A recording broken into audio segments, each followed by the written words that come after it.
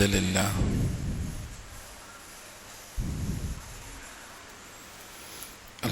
لله نحمده ونستعينه ونستغفره ونؤمن به ونتوكل عليه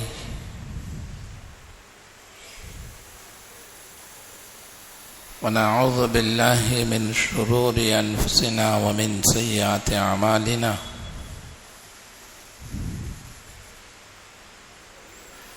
من يهده الله فلا مضل له ومن يضلله فلا هادي له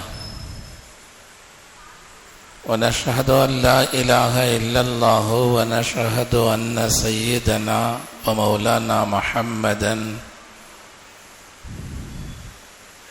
صلى الله عليه وسلم تسليما كثيرا كثيرا أما بعد فأعوذ بالله من الشيطان الرجيم بسم الله الرحمن الرحيم ومن يتق الله يجعل له مخرجا وقال النبي صلى الله عليه وسلم من لزم الاستغفار جعل الله له من كل ضيق مخرجا أو كما قال عليه الصلاة والسلام رب اشرح لي صدري ويسر لي أمري واحلل عقدة من لساني يفقهوا قولي سبحانك لا علم لنا إلا ما علمتنا إنك أنت العليم الحكيم.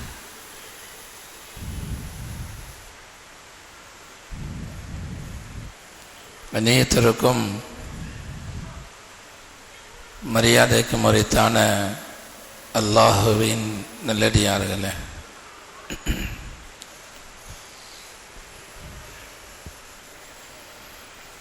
நம்மிலே ஒவ்வொருவருக்கும் ஏதேனும் ஒரு விஷயங்களை கொண்டு மன சஞ்சலங்கள், கவலைகள் இருந்து கொண்டுதான் இருக்கின்றது. சிலர்களுக்கு நோயினுடைய கவலை, சிலர்களுக்கு வாழ்வாதாரத்துடைய கவலை, சிலர்களுக்கு குடும்பத்தினுடைய பிரச்சனைகள், உறவுக்காரர்களுடைய பிரச்சனைகள், பிள்ளைகளுடைய பிரச்சனை, இது போன்ற பல்வேறு பிரச்சனைகள், பல்வேறு சிரமங்கள் இல்லாதவர்கள் உலகத்திலே யாருமே கிடையாது. பிரச்சனைகளுடைய வகைகள் வேறு வேறாக இருந்தாலும் கூட, தனித்தனியாக இருந்தாலும் கூட, பிரச்சனைகளுக்கு உண்டான தீர்வு ஒன்றே ஒன்றுதான். அதைத்தான் தீனுல் இஸ்லாம் சொல்லித் தருகிறது. பிரச்சனைகள் எதுவாக இருந்தாலும், நோயாக இருந்தாலும், வியாபாரத்துடைய பாதிப்பாக இருந்தாலும், உறவுக்காரர்களுடைய நெருக்கடியாக இருந்தாலும், பிள்ளைகளுடைய நெருக்கடியாக இருந்தாலும், ஒவ்வொரு மனிதனும் அவனவன் இருக்கக்கூடிய பிரச்சனை எப்படியாவது தீர்ந்து போகாதா, நம்மிலிருந்து இந்த பிரச்சனைகள் அகன்று விடாதா என்பதாகத்தான் எல்லோரும் நினைத்து கொண்டு வாழ்ந்து கொண்டிருக்கிறோம், எதிர்பார்த்து கொண்டு இருக்கிறோம். ஆனால் பிரச்சனைக்கான தீர்வு என்ன, அதை நாம் விட்டுவிட்டோம். இப்னுல் கய்யூம் ரஹ்மத்துல்லாஹி அலைஹி அவர்கள் 3 விஷயங்களை சொல்லி காண்பிக்கிறார்கள். 3 விஷயங்களை செய்யும் பொழுது 3 வகையான பிரச்சனைகள் உலகத்திலிருந்து நம்மை விட்டும் தீர்ந்துவிடும். முதல் விஷயம், எல்லோருக்கும் உள்ள ஒரு பிரச்சனை இதுதான், வாழ்வாதார பிரச்சனை. பொருளாதார பிரச்சனை நிறைய நபர்களுக்கு உண்டு. இரவு பகலாக உழைத்தாலும் கூட நம்முடைய வருமானம் குடும்பத்தார்களுக்கு போதுமானதாக இருப்பதில்லையே, என்ன செய்யலாம் என்ற ஒரு கவலை எல்லோருக்கும் இருந்து கொண்டிருக்கக்கூடிய ஒரு விஷயம்தான். இந்த துனியாவினுடைய கவலை, வாழ்வாதாரத்துடைய கவலை நீங்குவதற்கு இப்னுல் கய்யூம் ரஹ்மத்துல்லாஹி அலைஹி அவர்கள் சொல்வார்கள், மன் அமில லி ஆகிரதிஹி கஃபாஹுல்லாஹு மஊனத துனியாஹு. இந்த கவலையை உள்ளத்திலிருந்து எடுத்துவிட்டு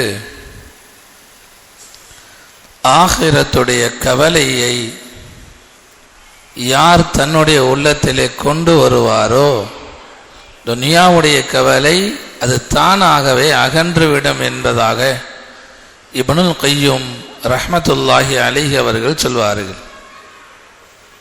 உலகத்தார்கள் சொல்லக்கூடிய விஷயம், சம்பாதிப்பதற்கு நேரங்களை அதிகம் கொடுத்தாலும் கூட போதுமான வருமானம் இல்லாத பொழுது இன்னும் சம்பாதிப்பதற்கு நேரம் கொடு என்பதாக உலகத்தவர்கள் சொல்வார்கள்.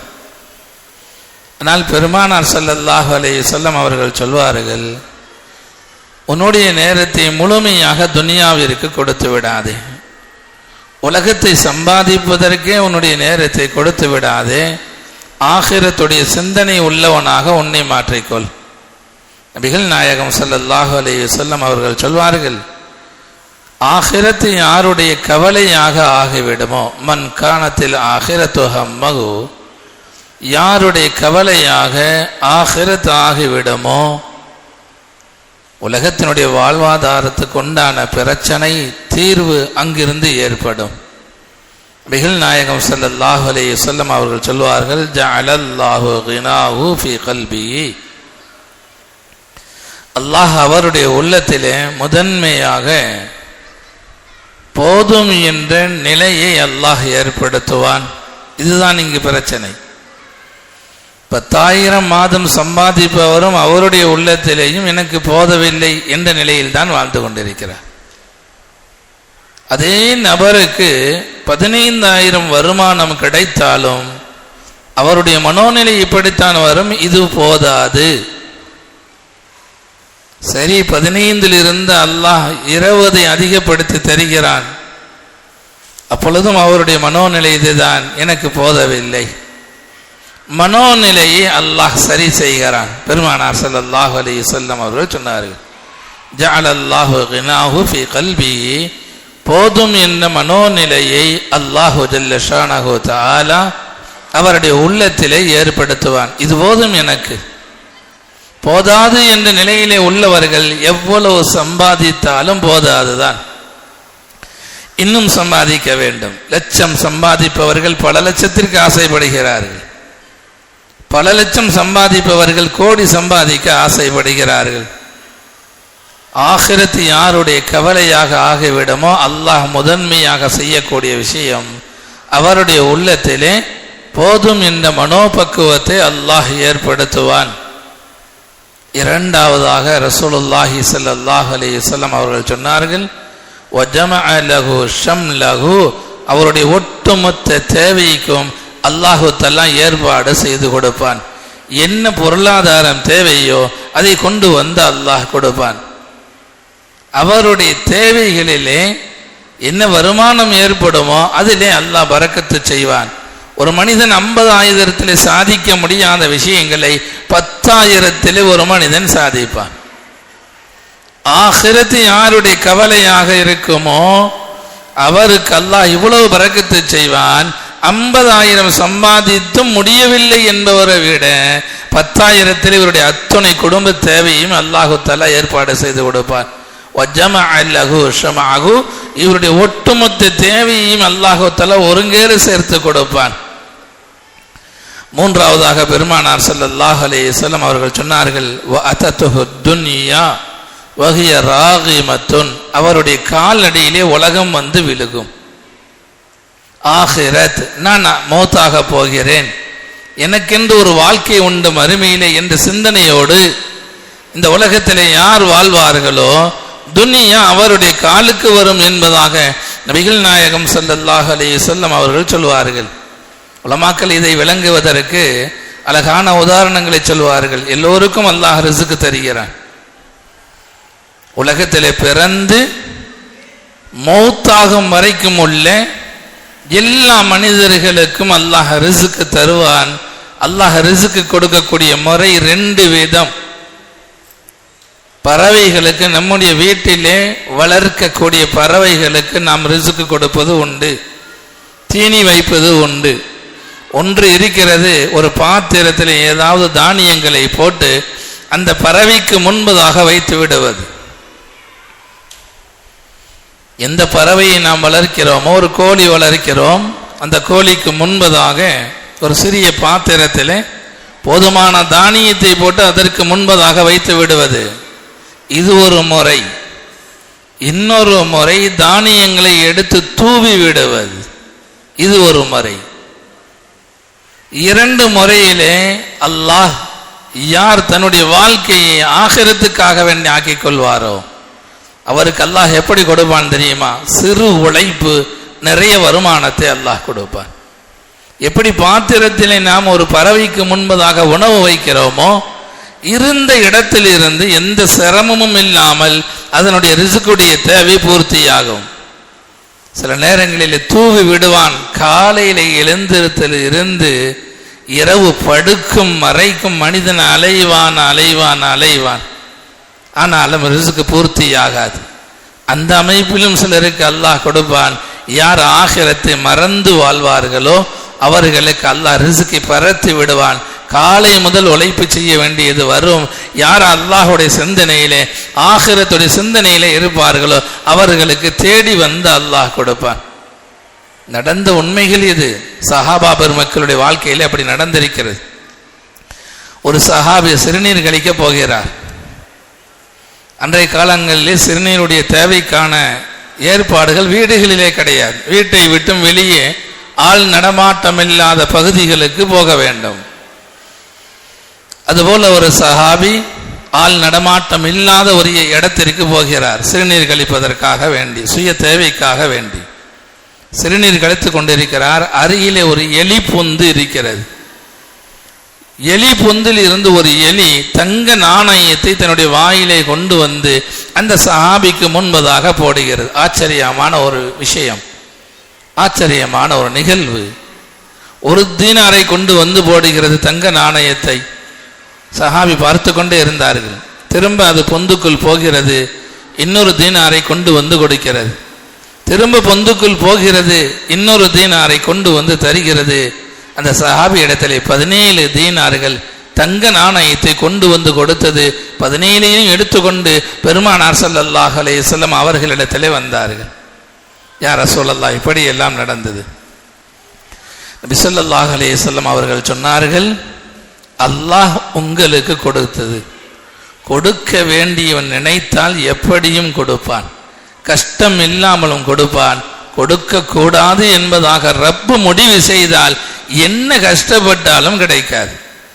இதைத்தான் பெரியார்கள் சொல்லி காண்பிக்கிறார்கள். உங்களுடைய சிந்தனைகளை ஆகிரத்தாக மாற்றுங்கள். எழுந்ததில் இருந்து தூங்கும் வரைக்கும் துனியா துனியா என்ற சிந்தனையிலேயே வாழாதீர்கள். கொஞ்சம் மாறுங்கள். நீங்கள் ஆகிரத்தின் பக்கம் உங்களுடைய சிந்தனைகளை மாற்றுங்கள். கசீம் நனூத்தவி ரஹ்மத்துல்லாஹி அலைஹி அவர்கள், உங்களுக்கெல்லாம் தெரியும், இந்தியாவினுடைய முதல் மதரசா, இந்தியாவினுடைய முதல் மதரசா தாருல் உலூம் தேவ்பந்த். இதனை துவக்கியவர்கள் கசீம் நனூத்தவி ரஹ்மத்துல்லாஹி அலைஹி அவர்கள். அவர்களோடு ஒரு செல்வந்தர் பழக்கம் வைத்திருந்தார், நட்பு வைத்திருந்தார். அந்த செல்வந்தருக்கு ஒரு ஆசை, அல்லாஹ் கொடுத்த என்னுடைய செல்வத்தை ஹஸரத் அவர்களுக்கு கொடுக்கலாம். அன்றைய காலங்களிலே பையிலே போட்டு எடுத்து வருவார்கள். சில காசுகளை எடுத்துக்கொண்டு, பணப்பையை எடுத்துக்கொண்டு ஹஸரத் அவர்களிடத்தில் வந்தார்கள். ஹஸரத் அவர்கள், நான் யாரிடத்திலையும் அன்பளிப்பு வாங்குவது கிடையாது, மறுத்தார்கள். பல முயற்சி, அந்த செல்வந்தர் பல தடவை முயற்சித்து பார்க்கிறார். ஒரு நேரம் வந்தது, பள்ளிவாசலுக்கு வருகிறார். அந்த பையை தூக்கி கொண்டு ஹஸரத் அவர்கள் பள்ளிக்குள் தொழுது கொண்டிருக்கிறார்கள். நடந்த சம்பவம் இது. பள்ளிவாசலுக்குள் தொழுது கொண்டிருக்கிறார்கள். ஹஸரத் அவர்களுடைய காலணி பள்ளிக்கு வெளியிலே இருக்கிறது. அந்த செல்வந்தர் தன்னுடைய கொண்டு வந்த அந்த பணங்களை காசுகளை ஷூவிலே கொட்டுகிறார், காலணியிலே கொட்டுகிறார். ஹஸரத் அவர்கள் வெளியே வந்தார்கள், பார்த்தார்கள். உடன் இருந்தவர்களிடத்தில் சொன்னார்கள், துனியாவை வெறுத்தால் துனியா காலடியிலே வந்து கிடக்கும். துனியாவை நீங்கள் விரும்பினால் அது தன்னுடைய காலடிக்குள் தன்னை கொண்டு வந்துவிடும்.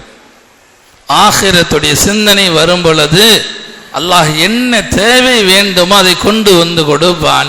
இதைத்தான் பெரியார்கள் இப்னுல் கய்யூம் ரஹ்மத்துல்லாஹி அலைஹி அவர்கள் சொல்லி காண்பிக்கிறார்கள். நம்முடைய துனியாவினுடைய தேவை பூர்த்தி ஆகுவதற்கு முழுக்க முழுக்க துனியாவிலேயே ஒன்றிணைந்து வாழ வேண்டும் என்பதல்ல, ஷரீஅத்தோடு மார்க்கத்தோடு வியாபார நேரம் பாங்கு சொல்லப்படுகிறது.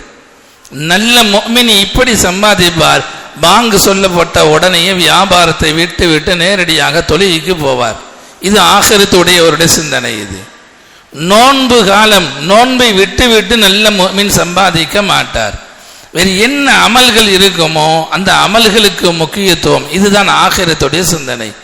சம்பாதியுங்கள் வேண்டாம் என்பதாக சொல்லவில்லை. ஆகிரத்துடைய சிந்தனையோடு சம்பாதிப்போம் என்று சொன்னால் நம்முடைய துனியா நிச்சயமாக சரியாகும், பொருளாதார நெருக்கடி நிச்சயமாக இருக்காது. இரண்டாவதாக உலமா பெருமக்கள் சொல்வார்கள், இப்னுல் கய்யூம் ரஹ்மத்துல்லாஹி அலைஹி அவர்கள் சொல்வார்கள், நம்மளை பலர்களுக்கு என்ன சிந்தனை தெரியுமா? என்னுடைய மகன் என்னுடைய பேச்சை கேட்பது கிடையாது, என்னுடைய மனைவி என்னுடைய சொல் கேட்பது கிடையாது, என்னுடைய கடையிலே வேலை பார்க்கக்கூடிய தொழிலாளிகள் என்னுடைய பேச்சை கேட்பது கிடையாது. பலர்களுக்கு இந்த கவலை. எனக்கு கீழ் உள்ளவர்கள் என்னை சரியாக என்னுடைய வார்த்தையை மதிப்பது கிடையாது, மகனே மதிக்க மாட்டேங்கிறான் என்ற கவலை நிறைய நபர்களுக்கு உண்டு. மனைவி சொல் பேச்சு கேட்பதில்லை என்ற கவலை நிறைய நபர்களுக்கு உண்டு. இப்னுல் கய்யூம் ரஹ்மத்துல்லாஹி அலைஹி அவர்கள் சொல்வார்கள், உனக்கும் அல்லாஹுக்கும் மத்தியிலே உள்ள தொடர்பை சரி செய், உனக்கும் மனைவிக்கும் மத்தியிலே உள்ள தொடர்பு சரியாகும். உனக்கும் அல்லாஹுக்கும் மத்தியிலே உள்ள தொடர்பை சரி செய், உனக்கும் மகனுக்கும் மத்தியிலே உள்ள தொடர்பு சரியாகும், உனக்கும் தொழிலாளர்களுக்கும் மத்தியிலே உள்ள தொடர்பு சரியாகும். எப்பொழுது நீ அல்லாஹுக்கு கட்டுப்பட்டவனாக இருந்தாய். நீ எந்த நேரம் பார்த்தாலும் தொழுகையை புறக்கணிக்கிறாய், ஹராமான விஷயங்களை பார்க்கிறாய், ஹராமான வியாபாரம் செய்து கொண்டிருக்கிறாய், அல்லாஹுடைய தடுத்தல், அல்லாஹ் எதையெல்லாம் தடுத்து கொண்டிருக்கிறானோ அதையெல்லாம் செய்து கொண்டிருப்பாய் என்று சொன்னால் மனைவி வரம்பு மீறுவாள், கண்ட்ரோல் பண்ண முடியாது. மகனை கண்ட்ரோல் பண்ண முடியாது. கடையிலே வேலை பார்க்கக்கூடிய தொழிலாளிகளை கட்டுப்படுத்த முடியாது. அவர்களெல்லாம் ஒரு கட்டுப்பாடுக்கு வர வேண்டும் என்று சொன்னால் நாம் அல்லாஹுக்கு கட்டுப்பட வேண்டும் என்பதை இப்னுல் கய்யூம் ரஹ்மத்துல்லாஹி அலைஹி அவர்கள் சொல்வார்கள். ஃபுலைல் இப்னு இயால் ரஹ்மத்துல்லாஹி அலைஹி அவர்கள் மிகப்பெரிய இறைநேசர். அவர்கள் சொல்வார்கள், என்னுடைய வாழ்நாளிலே எப்பொழுதெல்லாம் அல்லாஹுக்கு மாறு செய்திருக்கிறேனோ அங்கெல்லாம் நான் பார்த்திருக்கிறேன், எனக்கு கீழ் உள்ளவர்கள் எனக்கு மாறு செய்வார்கள். நான் எப்பொழுதெல்லாம் அல்லாஹுக்கு மாறு செய்வேனோ அப்பொழுதெல்லாம் எனக்கு கீழ் உள்ளவர்கள் எனக்கு மாறு செய்வார்கள். முஆவியா ரலியல்லாஹு அன்ஹு அவர்கள் ஜனாதிபதியாக பொறுப்பேற்கிறார்கள். முஆவியா ரலியல்லாஹு அன்ஹு அவர்கள் ஜனாதிபதியாக பொறுப்பேற்கிறார்கள். அந்த நேரத்தில் ஆயிஷா ரலியல்லாஹு அன்ஹா அவர்கள் வாழ்ந்து கொண்டிருந்தார்கள். அவர்களுக்கு கடிதம் எழுதுகிறார்கள், உம்முல் முஃமினீன் அவர்களே, நான் ஜனாதிபதியாக பொறுப்பேற்று விட்டேன், நான் என்ன செய்ய வேண்டும் என்பதாக கேட்ட பொழுது ஹஸரத் ஆயிஷா ரலியல்லாஹு அன்ஹா அவர்கள் உபதேசமாக எழுதினார்கள், உனக்கு கீழுள்ள மக்களை திருப்திப்படுத்த வேண்டும் என்பதற்காக வேண்டி அல்லாஹுக்கு மாறு செய்யாதீர்கள். நாட்டு மக்கள் இதை விரும்புகிறார்கள் என்பதற்காக வேண்டி நீங்கள் அல்லாஹுக்கு மாற்றமான விஷயங்களை செய்யாதீர்கள். அல்லாஹ் மக்கள் வெறுத்தாலும் சரி, அல்லாஹ் எதை விரும்புவானோ அதை நீங்கள் செய்யுங்கள் என்பதாக ஹஸரத் ஆயிஷா ரலியல்லாஹு அன்ஹா அவர்கள் முஆவியா ரலியல்லாஹு அன்ஹு அவர்களுக்கு கடிதம் எழுதுவார்கள். யாராக இருந்தாலும் சரி, மனைவியை திருப்திப்படுத்த ஒரு ஹராமை செய்வோம் என்று சொன்னார், மனைவியை திருப்திப்படுத்த ஒரு ஹராமை செய்தால், மக்களை திருப்திப்படுத்துவதற்கு சில ஹராம்களை செய்வோம் என்று சொன்னால், உறவுக்காரர்களை திருப்திப்படுத்த சில ஹராம்களை செய்வோம் என்று சொன்னால் அவர்களையே அல்லாஹ் நம் மீது சாட்டி விடுவான். நான் திரும்ப சொல்கிறேன், திருமண வீடுகளில் நடக்கக்கூடிய அனாச்சாரங்களுக்கு இதுதான் காரணம். மகன் விரும்பி நான் வீடியோ எடுக்கிறேன், மகன் விரும்பி நான் அனாச்சாரமாக வீண் விரயமாக திருமணத்தை நான் ஏற்பாடு செய்கிறேன். உறவுக்காரர்கள் விரும்புகிறார்கள், பல லட்சங்களை கோடிகளை செலவு செய்கிறேன். இல்லை பெருமக்களே, அல்லாஹ் விரும்புவது வீண் விரயம் இல்லாத திருமணங்கள், எளிமையான திருமணங்கள். உறவுக்காரர்களை திருப்திப்படுத்துவதற்காக வேண்டி அல்லது மனைவியை திருப்திப்படுத்துவதற்காக வேண்டி அல்லது மக்களை திருப்திப்படுத்துவதற்காக வேண்டி ஏதாவது ஒரு காரியத்தை செய்வோம் என்று சொன்னால் அல்லாஹுக்கும் நமக்கும் உள்ள தொடர்பு சரியில்லை. ஒரு நேரம் வரும் இவர்களையே அல்லாஹ் நம் மீது சாட்டி விடுவான். பலர்களை நான் பார்ப்பது உண்டு, மகனை அடக்க முடியாமல், மகளை கட்டுப்படுத்த முடியாமல், மனைவியை கட்டுப்படுத்த முடியாமல் மனதுக்குள் வைத்து நொந்து கொள்ளக்கூடியவர்கள் நிறைய நபர்கள் உண்டு. இப்னுல் கய்யிம் ரஹ்மத்துல்லாஹி அலைஹி அவர்கள் சொன்னார்கள், உங்களுக்கும் அல்லாஹுக்கும் மத்தியிலே உள்ள தொடர்பை சரி செய்யுங்கள், அல்லாஹ் படைப்புகளுடைய உள்ளத்திலே உங்களுடைய பிரியத்தை போடுவான். ஹாரூன் ரஷீத் மன்னருடைய காலம், ஹாரூன் ரஷீத் அவர்கள் ஒரு காட்சியை பார்க்கிறார்கள். பள்ளிக்கு வெளியே ஹாரூன் ரஷீத் அவர்கள் நின்று கொண்டிருக்கிறார்கள். அந்த நேரத்திலே அஹ்மது பின் ஹம்பல் ரஹ்மத்துல்லாஹி அலைஹி அவர்கள், இமாம், நமக்கெல்லாம் தெரியும் 4 மதுஹபுகள், அதிலே ஒரு மதுஹப் ஹம்பலி மதுஹப். அதனை உருவாக்கியவர்கள் அஹ்மது பின் ஹம்பல் ரஹ்மத்துல்லாஹி அலைஹி அவர்கள் மாணவர்களோடு வந்து கொண்டிருக்கிறார்கள். பள்ளிக்குள் நுழையும் போது செருப்பை கலற்றுகிறார்கள். மாணவர்கள் செருப்பை எடுப்பதற்கு போட்டி போடுகிறார்கள். ஹஸரத் அவர்களுடைய இமாம் அவர்களுடைய செருப்பை எடுப்பதற்கு இந்த புறம் ஒரு மாணவர் போட்டி போடுகிறார், இந்த புறம் இன்னொரு மாணவர் போட்டி போடுகிறார். ஒரு மாணவர் ஒரு செருப்பை எடுத்து விட்டார், இன்னொரு மாணவர் இன்னொரு செருப்பை எடுத்து விட்டார்கள். இந்த காட்சியை பார்த்து கொண்டிருந்த ஹாரூன் ரஷீத் அவர்கள் தன்னுடைய மனைவி இடத்திலே போய் சொன்னார்களாம், ஊர் மக்கள் எல்லாம், நாட்டு மக்கள் எல்லாம் என்னை அரசன் என்பதாக சொல்கிறார்கள், நான் ஒருவர் கூட என்னுடைய செருப்பை எடுப்பதற்கு போட்டி போட்டது கிடையாது, ஒருவர் கூட என்னுடைய செருப்பை எடுப்பதற்கு போட்டி போட்டது கிடையாது. இமாம் அவர்களுடைய செருப்பை எடுப்பதற்கு இவ்வளவு பேர்கள் போட்டி போடுகிறார்கள். இமாம் அவர்கள் உள்ளத்தின் மீது ஆளுமை செய்கிறார்கள். அல்லாஹுக்கு யாரு கட்டுப்பட்டு நடப்பார்களோ உலகத்தில் இருக்கக்கூடிய படைப்புகள் அவர்களுக்கு கட்டுப்பட்டு நடக்கும். 3வது விஷயம் பெருமக்களே, எப்பொழுதெல்லாம் பிரச்சனை வருமோ அப்பொழுதெல்லாம் நாம் செய்ய வேண்டியது இதுதான், நம்முடைய அமல்களை சரி செய்ய வேண்டும். வாழ்க்கையிலே நோய் வந்தாலும் சரி, வியாபாரம் நொடிந்து போனாலும் சரி, வேறு என்ன பிரச்சனைகள் வந்தாலும் சரி, செய்ய வேண்டிய ஒரே ஒரு விஷயம் இதுதான், அமல்களை சரி செய்ய வேண்டும். அமல்கள் சரியானால் எல்லா பிரச்சனைகளும் சரியாகும். ஆனால் நாம் தலைகீழாக இருக்கிறோம். பல நபர்களிடத்தில் கேட்டால், அல்லாஹ் உங்களுக்கு பொருளாதாரத்தை கொடுத்திருக்கிறான், ஹஜ் செய்யவில்லையா என்று கேட்டால் அவர்கள் சொல்வார்கள், மகளுடைய திருமணத்தை முடித்துவிட்டு ஹஜ் செய்ய வேண்டும். தங்களுடைய சூழ்நிலைகளை தான் சொல்வார்கள். தொழுகைக்கு வருவது இல்லையே, உடல்நிலை சரியில்லை.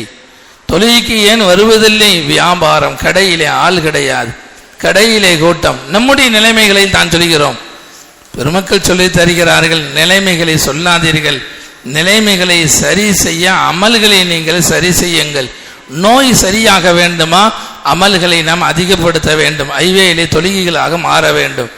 அதுபோல என்ன பிரச்சனைகள் வந்தாலும் கூட அத்துணையும் சரி செய்வதற்கு ஒரே தீர்வு இதுதான், அமல்கள் சரியாக வேண்டும். முஹ்யித்தீன் அப்துல் காதிர் ஜீலானி ரஹ்மத்துல்லாஹி அலைஹி அவர்கள் மகனிடத்திலே தண்ணீர் கொண்டு வரும்படியாக சொல்வார்கள். குடிப்பதற்கு மகன் தண்ணீர் கொண்டு வருவார். வரக்கூடிய பாதையிலே தண்ணீருடைய பாத்திரத்தை போட்டு விடுவார், தவற விட்டு விடுவார், கீழே விழுந்து விடும். நாம இருந்தால் என்ன உபதேசம் செய்வோம்? ஏதாவது வகையிலே கண்டிப்போம். முஹ்யித்தீன் அப்துல் காதிர் ஜீலானி ரஹ்மத்துல்லாஹி அலைஹி அவர்கள் மகனை அழைத்து சொன்னார்கள், தொழுகையை சரி செய். நம்முடைய அறிவுக்கு இது பத்தாது, நம்முடைய அறிவு இதை ஏற்றுக்கொள்ளாது. அல்லாஹ்வை சார்ந்தவர்கள், இறைநேசர்களுடைய அறிவு இதுதான். வாழ்க்கையில என்ன பிரச்சனை ஏற்பட்டாலும், என்ன சிக்கல் ஏற்பட்டாலும் உடனடியாக நம்முடைய அமல்களிலே என்ன குளறுபடி என்பதாகத்தான் யோசிப்பார்கள்.